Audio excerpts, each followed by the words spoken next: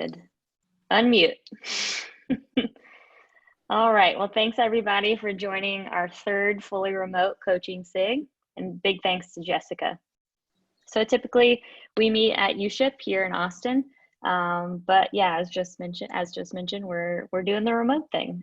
We do meet every first Monday of the month, and we kick things off at 6:30 and then try and wrap at 7:30. So for those who don't know what Agile Austin is, it's a nonprofit with the mission to promote Agile software development through the exchange of ideas and practices while providing opportunities for the professional growth of our members. It's super cool that we've been able to extend our group to other folks that aren't in Austin as well. So thanks again for joining. We couldn't do it without our sponsors, so I want to give a big shout out to Agile Velocity. Typically they provide dinner for us every month, but still a big thank you to them. In addition, we have our gold sponsors, our silver sponsors, and our bronze sponsors, so please take a second and check out these companies. And then this is a slide that everybody always loves. It's a breakdown of all the different SIGs every month and when they happen and who the leads are. So if anyone wants this image, feel free to reach out to Aaron or I. Our contact info is on the next slide, and we can send this over. But it just goes to show how much Agile Austin has to offer, and it's super great.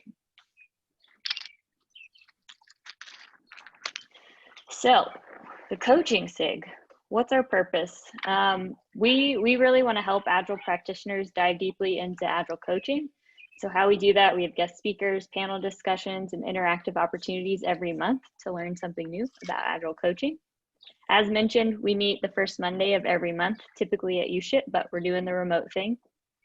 And yeah, myself and Aaron are the leads. And here's our contact information if you ever want to reach out to us. And with that, I'm gonna pass it back to Aaron to speak briefly to our upcoming speakers, and then also give a warm welcome to Jess before she takes it away with her presentation. Alrighty. So everybody, really excited about tonight's presentation. This is Jess. She's local. She's a coach over at Whole Foods here in Austin. And what I really love about the local Agile groups is that this is a chance for us to help people who want to start stepping into thought leadership, to presenting, to getting talks ready for bigger stages. This is the perfect environment for us to do so. Jess has been attending this SIG, I think, since we got it off the ground, and I have watched her grow as both a Scrum Master and a coach, and she's really just phenomenal. So I'm really excited that this is the first time that we've ever gotten her to speak here in person. And if you are not on mute, I'd like to encourage you to be so. But next month, because we are going to be remote through the end of the year, we've made a big push on getting people in that we might not otherwise have ever been able to do so. So next month, we are doing Understanding OKRs with Felipe Castro. And I'm really excited about this talk too, because he's kind of the big OKR guy, despite the fact that I gave him two, prepositions right before his name. So that'll be next month. And then in August, Kincaid Park is going to be talking, and I actually have a session with him tomorrow. We're going to be brainstorming on what he might be talking about. But I also can tell you that I have started to line up speakers for September, October, November. And I know we are going to have a woman who's a trainer for Vocablo. She's going to be talking about using visuals while coaching, and that'll be a remote session. I have a woman coming in from the UK, and she's talking about how she's done some Agile work with launching a nonprofit. And then the September one is the blind spots, Agile coaches and product owners. And Rob will be coming in from the East Coast for that one. So we have lots of things lined up, ready, and also lots of great new ideas. So we hope to see you at all of them. But without further ado, this is Jessica Bahr, and I'm going to let her begin sharing her screen and take it over from there. So Jess, thank you for doing this, and you're up. All right. Thank you. Hello, everyone. My name is Jessica Bahr, and I am currently a Scrum Master / Agile Coach with Whole Foods Market's Global Support Offices in downtown Austin, or work from home wherever we are.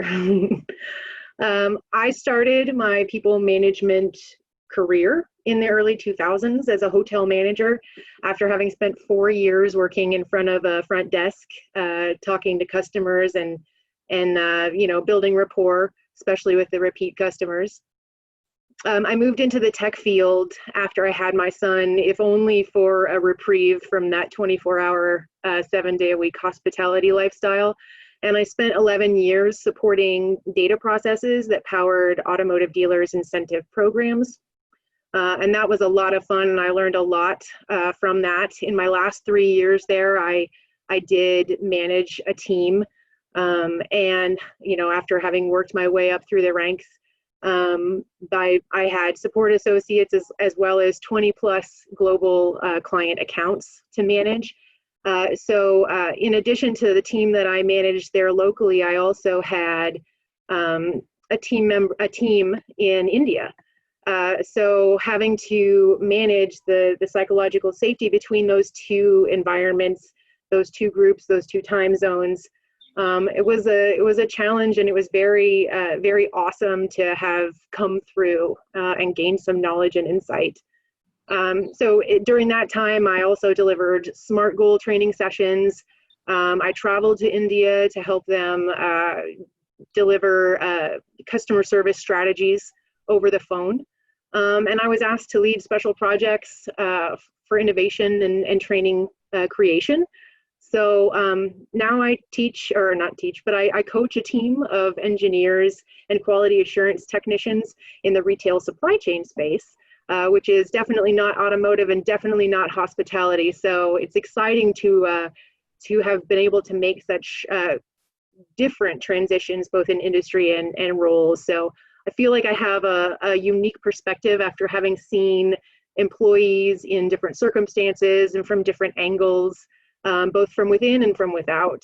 And one thing that has always been really important to me is making sure that my team feels safe to talk to me, and they feel comfortable sharing ideas and bringing up things that might not be so easy to share.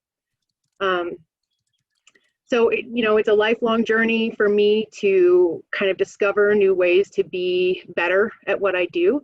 I've definitely created psychological safety on a team from nothing.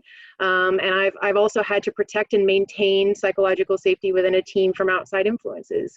So it's something that I'm very passionate about, and I love talking about it with other people. So I'd like to share my journey with you guys today in cultivating that lifestyle that fosters what I believe I need to have present in myself in order to promote psychological safety in others. So I also kind of selfishly want to hear your ideas at the end. So I want to make sure that we have plenty of opportunities to enter comments in the chat. I'll be asking questions. They don't have to be rhetorical, but I'd love to hear your input, because every time I come to one of these meetups, I always come away with really neat ideas that I didn't know before. And I know some of you have some really neat ideas for me tonight. So I'm excited to get that from you as well. So, there we go. So when I think about being an Agile coach, I think about something that my mother said to me long ago, and many, many times, quite frankly. It's the idea that you can't save anyone if you're drowning yourself. And that is a recurring theme that I've heard in my life. My mother was a lifeguard for a very long time, before and then through my childhood. There are plenty of stories of us in Mommy and Me swimming lessons, as I was her model for the other mothers with small children in the pool and things like that. So I've been kind of relating to the lifeguarding style a little bit throughout my life. But I'm sure that she recognized in me a tendency to want to reach out and help others. And my assumption, being that you are all here, is that many of you are probably like that as well. that you like to be of value to others, that you like to share and inspire and help people up. But with that role, with that intention, we need caution, because we can't be of use to other people if we are letting a drowning person pull us under as well. So the whole point of this presentation is to talk about what that looks like and how we can protect ourselves, how we can ensure our own psychological safety so that we can be the best version of ourselves to our team. So lifeguarding provides a wonderful context for this, and an important lesson to me, at least, about psychological safety that I think about every single day as I'm working with people.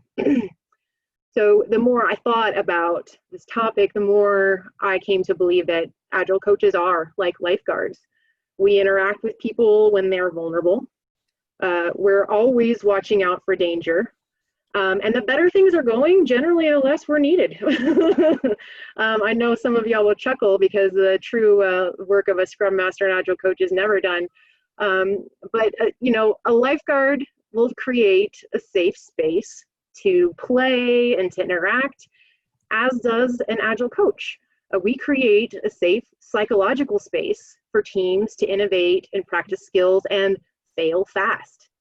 That can be a difficult role because helpers generally get lost in the obligations sometimes. We can lose sight of our own needs while we're reaching out to help others. So, you know, sometimes we need that mother figure to remind us to take care of ourselves, to slow down and do what's best for us. So now I'm curious to know what you guys think, if you guys are drawing any connections between the lifeguard and Agile coach analogy, and maybe throw some descriptive words that would apply to either in the chat, and let's see what you guys can come up with.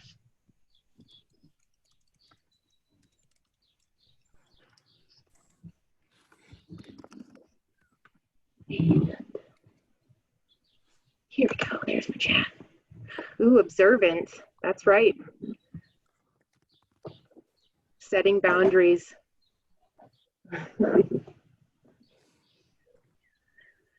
Yeah, it's important to set boundaries, right? We can't just allow everything to be put on our shoulders. We have to be able to maintain our own strong personal foundation. That's a good one. Bouncer, I like that. A broad field of vision with and for a lot of individual activities. Yeah, mental and physical strength, for sure, for sure. I know there are plenty of sprint planning days where I just feel completely wiped at the end. Strong situational awareness, that's good. Yes. Yes, those are all really great descriptive words. And I mean, it tells me that, you know, the struggle is real, that we all, you know, we understand that the importance of the role, as well as, you know, how to preserve our own safety in it.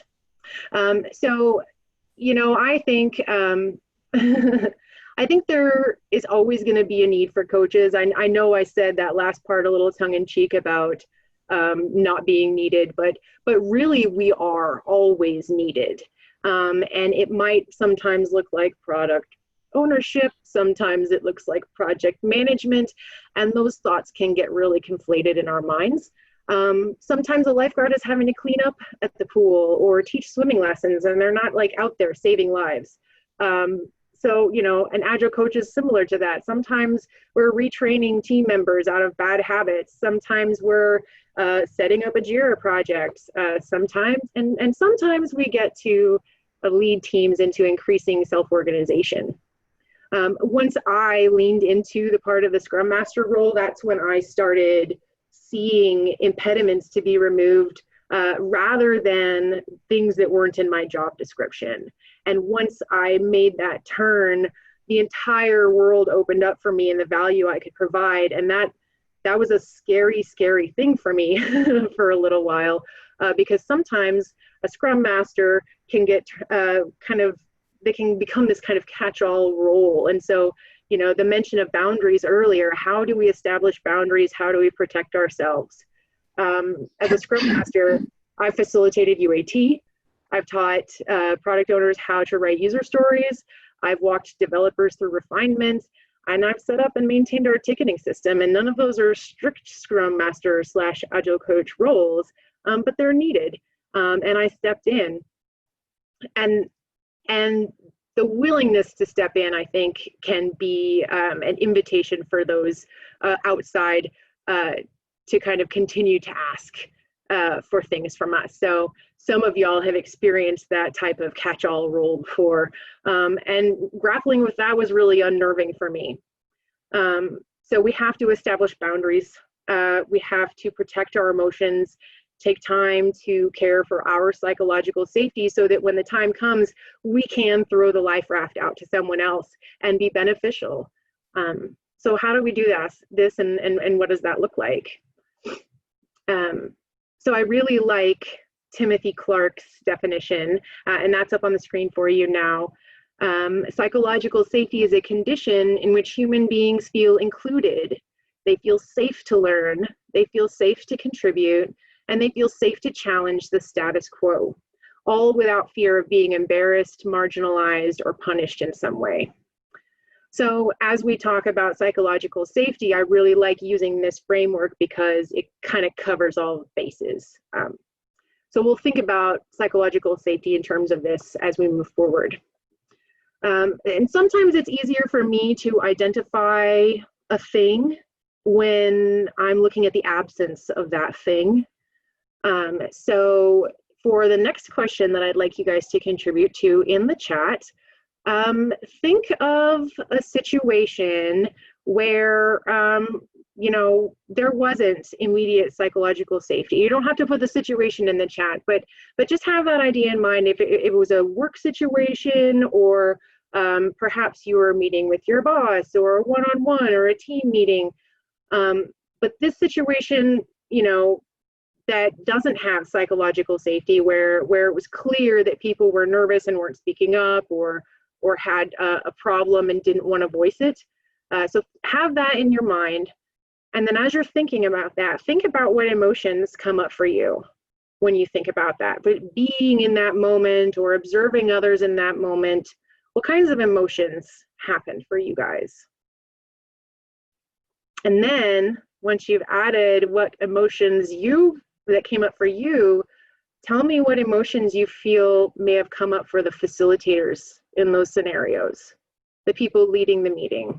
Feel free to share your responses in the chat.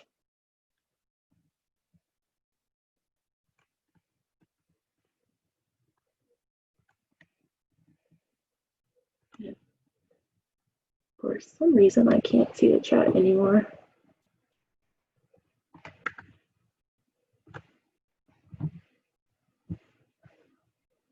There it is. Okay.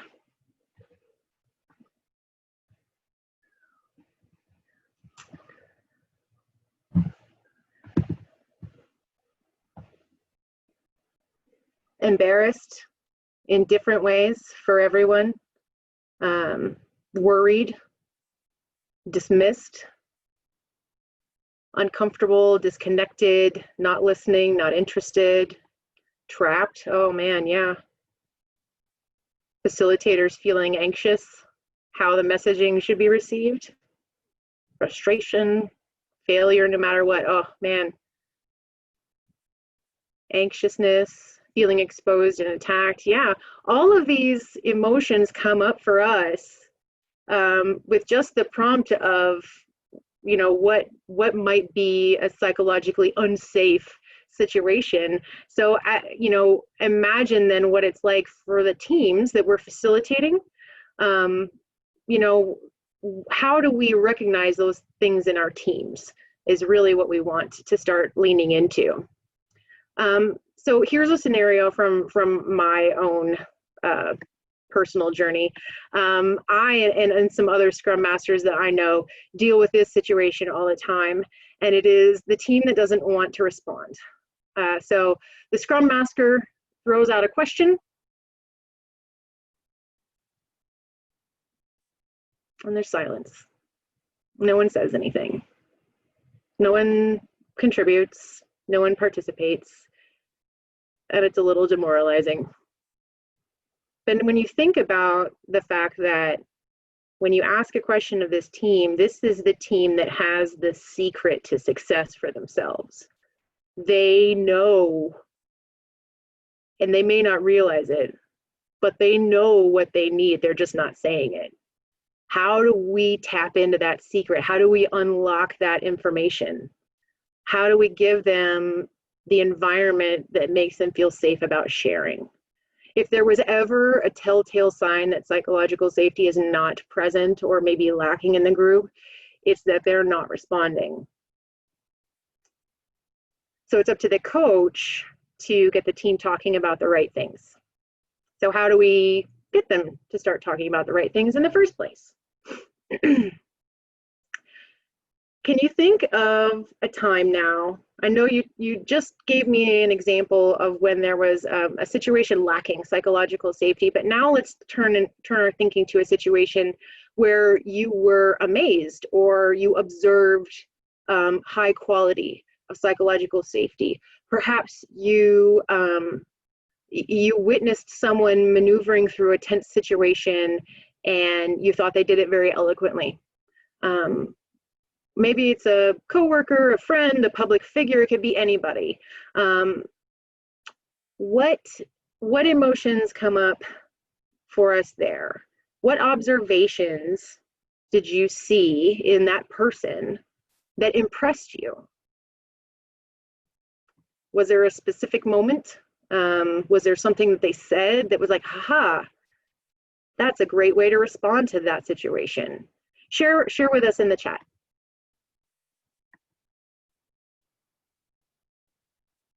Calm demeanor, for sure. That's something that I work on. I'm always amazed by people who can remain calm under pressure. A great facilitator asks really good questions and then has the patience to wait for the answer. Yes, yes. Diffusing and charging rhino. Oh my goodness. Sounds like a dangerous situation. Used humor. Yes, that's my go-to is humor. And knowing how to connect and include, being caring, being empathetic. Disagreeing with why. I use no but. Oh, okay, I see. It's kind of like the yes and in improv. All right. So when I've witnessed coaches preserving safety while giving critical feedback, that's the scenario that comes up for me. I wonder what the heck they have that I don't have. What is it about their ability to communicate that sets people at ease? And as I'm thinking through it, it's that they have the psychological foundation, they have the boundaries in place, they're doing things in their life that allow them to maintain that sense of balance. And that's what I want. So now I'm moving on to another lesson from my mother, which came up for me as I was kind of pondering these thoughts. And this is the idea that I should be doing something every day to address what I call the 4 areas of intent. These areas are mental, spiritual, physical, and social. They can be expressed as needs as well. So I have an intellectual need or intention to flourish in my mind. I have a mental need to flourish and learn and grow that way. I have a spiritual need or intention to flourish in my soul. I have a physical need to flourish in my body, and I have a social need to flourish in my community. So I did not create this model, and I'm not even sure if my mother created it, but you could ask her, she's an attendee today. What I am sure of is that when I keep these 4 areas in focus every single day, my life achieves a sense of balance that I didn't have before I was being intentional about these 4 areas. Oh, Dr. Covey, fabulous. So everybody go out and read everything from Dr. Covey, because he's influenced my life greatly, and he didn't even know it. So I turned 40 in November last year, and every year between my birthday and the new year, I take an opportunity to do an exercise where I set some intentions around these 4 areas and then make lifestyle changes that would address each of them. And so I'd like to share with you what that looks like for me this year, and you know, my observations and my feedback about what's different. And then after that, you know, invite you guys to kind of generate some ideas about what that might look like for you. So the first area that I addressed was social. And I set my social intention on coaching this year, both by being coached and learning to coach others. And I've been attending all sorts of remote coaching facilitation sessions. Even before we were sheltering in place with COVID. Agile Austin especially is a great example of an organization that has a very strong online presence. And, you know, I've felt very welcomed and encouraged by the community that's gathering around me. I've sought advice. I have practiced coaching with other coaches. I've received feedback. I've gotten ideas. I mentioned how many books I've been reading, or I haven't yet. That's next. The idea is that, you know, even though we have to be distant from each other, we don't have to be socially distant. We can be physically distant and still make connections with each other. And so I set my intention around making sure that I was connecting with people that were like-minded, and that, you know, I could benefit and that I could get something from. So my mental intention that I set, or my intellectual intention, is a continuation from last year. I've been trying to read a certain number of books every year. Those books could be books about Agile, they could be fiction, they could be something completely nonsensical. But I want to cultivate reading in my life. And every time I come to these sessions, you guys have such wonderful ideas, and I'm always writing down a new book that I need to go get and read through. And the list is growing faster than I can read the books, but that's a good problem to have. So I vary my books, and I find that gives me a lot of fodder for interacting with people in my social life. For instance, I read a book by J.J. Sutherland this year that I dog-eared and underlined and bookmarked, and used throughout portions of our retrospectives for my team, and just found an incredible amount of value there. So that was my mental goal this year. My physical intention is around physical activity. So when I think about a lifestyle change, it can be an incredibly intimidating thing. And I want to make sure that if I'm going to set my intention on something, that it's attainable, right? The idea that it's a SMART goal, that it's something that I can actually achieve, and something that I could measure and all of that stuff. But I don't want to decide I'm going to, go 5 nights a week to CrossFit and burn myself out in the first, well, quite frankly, one day. I don't know that I could do that for more than one day. But I set my intention around a certain number of attainable minutes per week, and it doesn't matter what I do as long as I'm active for that number of minutes. So as you're thinking about the kinds of lifestyle changes you want to make, I want to make sure that you choose an appropriate level of effort to spend on this. Maybe you're ready to just completely turn over a new leaf, and you're mentally in that space where you can't do a small incremental change, and that's awesome, and that's fine. But if you're like me, you're not in that mental space, and you're really just trying to survive coronavirus. So I'm going to go out and I'm going to walk for a few minutes every day, and I'm going to make sure that that equals my total number of minutes per week. And I feel accomplished by that. Let's see here. That book was called Scrum Master Field Notes, I believe, by J.J. Sutherland. I can look it up and share that in a second. The last one, the last area of intention that I want to talk about is the spiritual area. I do not go to church. I am not a religious individual.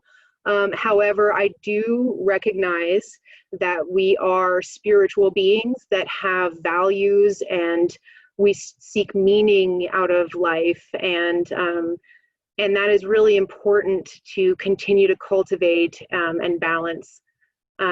So even though I don't attend church, I wanted to set intentions around who I am as a human with values on this planet. And the two that I wanted to cultivate for myself were loving kindness and grace. So I began a practice of daily meditation. And meditation has come up so many times in my life as I read and I interact with people and I attend conferences or hear speakers.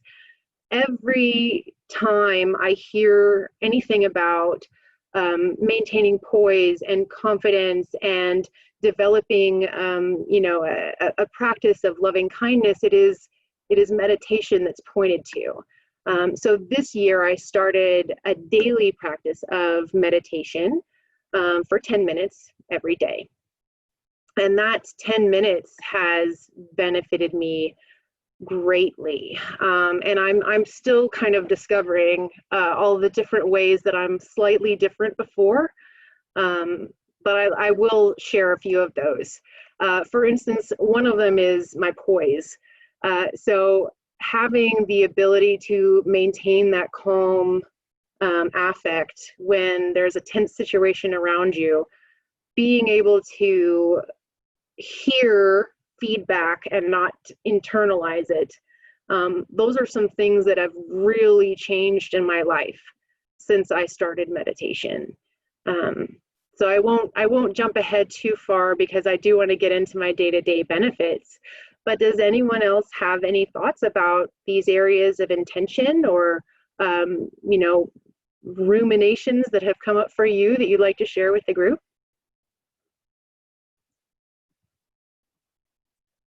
In the chat.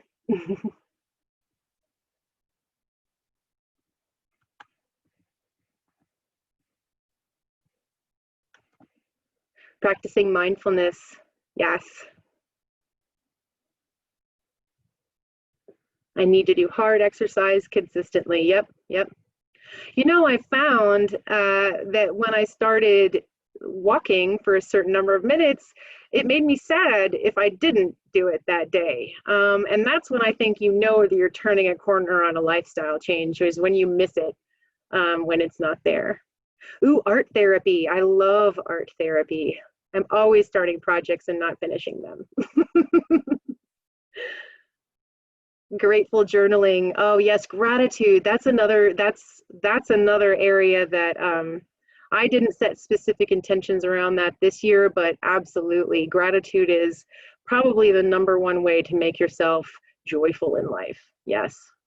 Regular breaks, unplugging, heck yeah.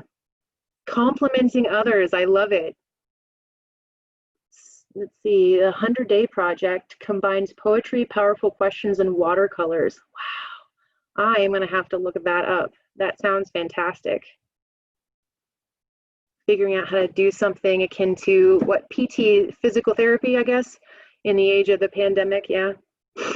Vision journaling, Those are all really wonderful. Emotional EQ, right? Emotional intelligence, yeah. Oh, you're very welcome. Thank you. All right, so I'll move on to the day-to-day benefits that I have seen from this journey as soon as I can. There we go. So when I attend great meetups, or when I volunteer to coach another person in those meetups, or when I read a recommended book. The words that I read, the speakers that I hear, the examples that I see, all of those come with me. And I'm able to call on those things now, whereas I didn't necessarily have a ready phrase. And so reading and then seeing coaches as they interact with their coachees, or hearing other people's questions that maybe don't relate to me right away, but I remember the conversation and then later it clicks, oh, hey, yes, this is a situation that's similar to that. Yeah, that's great.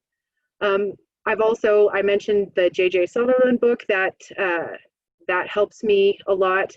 I'm reading, what is it? Erin, help me out here. What's the title of the book you gave me? I'm drawing a blank. But that one specifically has been really just changing my life. If you maybe tell me what the heck it is, because I don't remember it and I didn't bring it into this room for me. When Things Fall Apart, yes. So that is a beautiful book, and I'm taking my time through that one because that's got some real inspiration in it. I see someone else has read it too. Cassidy, high five. It's a good book, isn't it? The next thing I'm noticing is that I'm more aware of the signs that other people that I'm around are reaching their threshold. And I don't mind apologizing when I'm wrong, or if I've been too aggressive in my approach. And I credit meditation and coaching to that specifically. The idea that I don't always have to be right, and that I don't always have to have the answer. And that I can lean into the fact that the other person is an expert in what they do, and they probably have some really great ideas too. Also, I don't have all the answers, and sometimes I make mistakes. And if I'm not apologizing for my mistakes, I'm not modeling behavior that I want in my team. I want us to be safe to admit when we've failed, or admit when we've made a mistake, or ask for help. And I just noticed that I'm a lot more willing to do that this year. Even though those situations are decreasing, right? Because I'm able to maintain poise more in stressful situations. But that avenue is there for me. I also am appreciating the silence after asking questions. I'm not trying to stack questions or fill the space with something with my own words. I'm really leaning into the idea that I'll ask a question and I'm fine if 10 seconds go by and no one says anything, because eventually someone will say something. It's almost like a game of chicken where I'm gonna be quiet until someone says something, and so they'll feel uncomfortable enough to say something after a while. I'm very devious. But in so doing, in asking that question, and in letting go of the answer, and letting go of having to be the person that has the answer, I have found that my team or my family or whoever it is that I'm interacting with, they don't fall apart. They rise to the occasion. They do exactly what they need to do to continue forward. And that is the reason that I do what I do. So that feeds my soul. Being a part of that process really allows me to say, I don't have to step in and give you the answer. And if I do, I keep myself from experiencing the awesomeness that is you figuring your own problem out. So that's something that I've noticed increase this year as well, is the idea that I'm allowing space for them to be awesome, and also allowing space for me to be proud of them being awesome. And in addition to my coworkers, just given the struggles of normal life, I have a child, and we had to do school from home, and it was very stressful, and I was working full time and not able to give that attention. And so, taking care of my own psychology was beneficial to my family as well, because now we go and play games and just hang out sometimes, and it's weird and wonderful and awesome. and I'm able to be present with them, which is something that, you know, I think we all want as parents.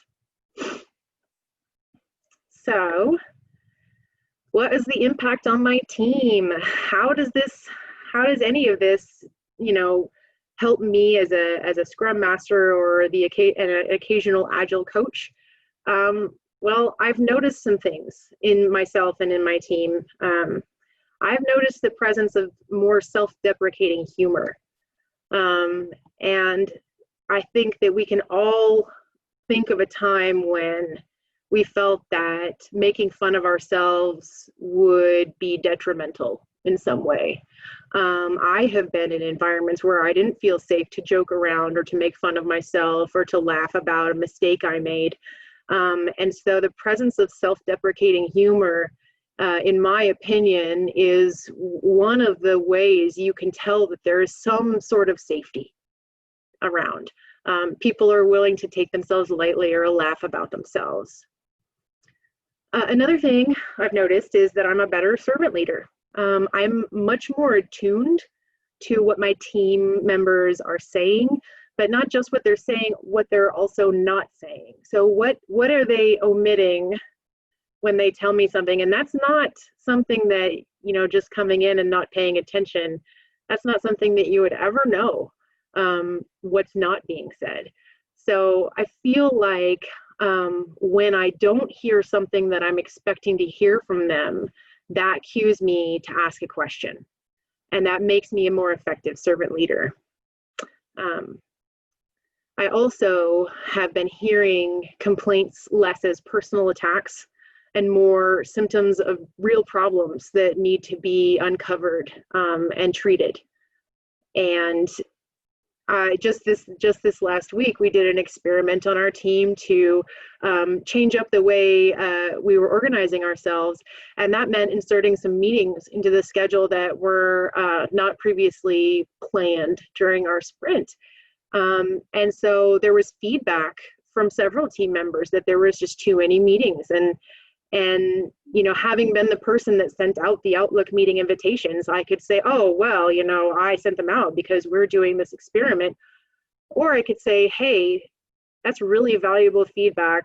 I know that you're not upset with me for that, but you're reacting to the situation. And I appreciate you telling me that, because if you hadn't told me that, I wouldn't know. And so instead of coming to that situation with, well, I should have done, maybe you should schedule the meetings, I come to that situation with gratitude, because he shared something with me that he knew may offend me or may upset me, and he did it anyway, and he felt comfortable. And that is something that, even if the feedback is difficult, we should always be thanking our team for that feedback. We have a leadership principle called disagree and commit at my work, and it is my favorite thing ever, because not enough people really take time to thank those who give them difficult messages or who say things that are probably hard to say. I know that if I don't have psychological safety and a question is asked of me, unless I'm passionate about the answer, I might have a good response. I'm not going to say anything. So those moments when someone actually takes the time to ask me and then thank me for that feedback makes me feel seen, and it makes me feel heard. So just something to think about. Disagreeing and committing is a very difficult thing to do for team members, especially with people in positions of leadership. So any opportunity we can have as Agile coaches to create psychological safety by thanking people for doing things that are difficult is so important for us to do. I know, so another benefit in my team impact is that I know that my value is not necessarily measured by the success of the experiment that my team is doing. My value is measured by the fact that there is an experiment happening and there's learning going on, and that learning is applied to the future. And so the next experiment is better. So my value is not about a data point. My value is about trajectory. And that makes it a lot easier for me to have conversations with my leadership. So feeling that sense of, it's not about the things that I'm doing, it's the things that I'm enabling that really help to reframe. You know, I'm not a taskmaster. I'm not driving them to complete a set of tasks. I'm enabling them and encouraging them to rise and innovate and be better versions of themselves. Having been a subject matter expert for 11 years prior to this role, it was really difficult for me to step back from being the answer man, from being the person that has the answer for whatever. But my team reaches out to me for guidance. And that means that they have a sense of safety that we'll be able to work this through. They can let me know that they're struggling. So when they reach out for me, instead of trying to solve their problem, I'm instead turning towards questions and asking them questions that help enable them to work through this answer on their own, without telling them what to do. I think we can all agree that as coaches, we're most effective when our teams, when we are able to lead our teams to make their own decisions and come up with their own agreements, because then they own it. And so being able to have those conversations and steer them in a direction that allows them to own a process and make it better is very exciting. It's also something I've seen this year. So I imagine it would be very difficult for me to do these things if I hadn't set up some type of a structure to care for myself. So I encourage you all to find some type of balance, and you know, maybe share some ideas about what kinds of lifestyle changes you could make. So maybe there are practices and habits that work for you that you're already doing and it's already successful and you just need to share that idea with everyone. Maybe it's an idea that you've heard and haven't yet tried, but you want to throw it out there for others. Maybe it's a challenge that you are getting ready to start. But what kinds of lifestyle changes, and I'll move back to this 4 areas of intent here, but what kind of lifestyle changes in each of these areas could we make as Agile coaches that would help us foster and encourage psychological safety in our teams? Feel free to put them in the chat. And while you're doing that, I'll share mine because I thought it was hilarious and I did get permission to share this. But my friend, who is also a project manager, said that she was having a difficult time getting her team to speak up. And so she started yodeling during the meeting, and it was just enough tension breaking that, you know, and they've been doing it for she's done it a couple of times now, that it'll almost be a call and response yodel. And that to me sounds entirely too hilarious to be the truth, but I believe her because I think it took her some courage to tell me that she yodels in meetings. But those kinds of things, what can you insert into your daily life? Maybe it's a weekly touch point with your team. Maybe you set an intention around a social aspect, and you say, okay, well, once a week I'm going to insert some agenda item that is you know, that brings us together, you know, as humans. So what do we have here? 5-minute team yoga to help with being more patient and calm. I love that. Respecting working hours and time off is huge. Yep. And that's so hard right now. That goes back to the boundaries.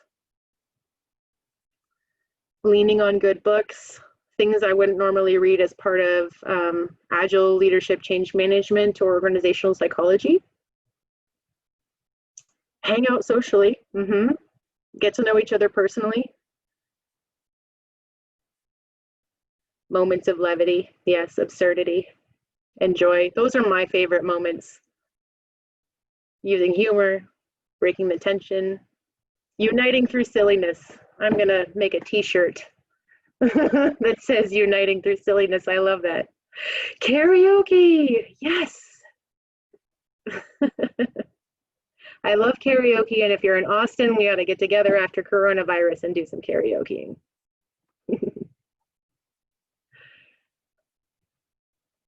What other ideas? Establishing growth objectives explicitly with individuals so constructive criticism can be anticipated and get some agreed upon boundaries. Yes, so have a team agreement around how to call out problems and what kind of response everyone will be providing. Yeah, potluck retro. Oh man, that's a good idea. Trivia, building a culture of feedback and accountability. Trivia Fridays, sounds wonderful. Well, these all sound like really, really wonderful ideas, and I appreciate you letting me pick your brains for them for a few moments. But just as I close, I want to, mention again that Agile coaches, we need to take care of ourselves, and we need to create that space to have psychological safety within ourselves first, so that we can bring that space to our teams. And sometimes you got burdens of a job that goes unrecognized. So to help, take these 4 areas of intent, ensure that you've got yourself a daily mix of activities. And this is, and I put them in a Venn diagram specifically because there are plenty of overlapping benefits. So, walking is both physical and spiritual for me, because it's the time when I'm able to get out of the house and clear my mind and really think about, how beautiful it is outside. So maybe one activity can check multiple boxes for you. And if that's the case, somebody find me the box that gets the activity that checks all 4 boxes, and I'll just do that every day. But I want to appreciate Erin for nudging me out of my comfort zone for this one. I also want to appreciate my mother, who is on this call as well, for giving me the inspiration to do everything in life. And I am finished, and I turn it back over to you, Erin. Okay. That being said, does anybody have any questions? Why do I sound like a reader? Okay, I'm going to keep going. But does anybody have any questions for Jess before we get closing for the night?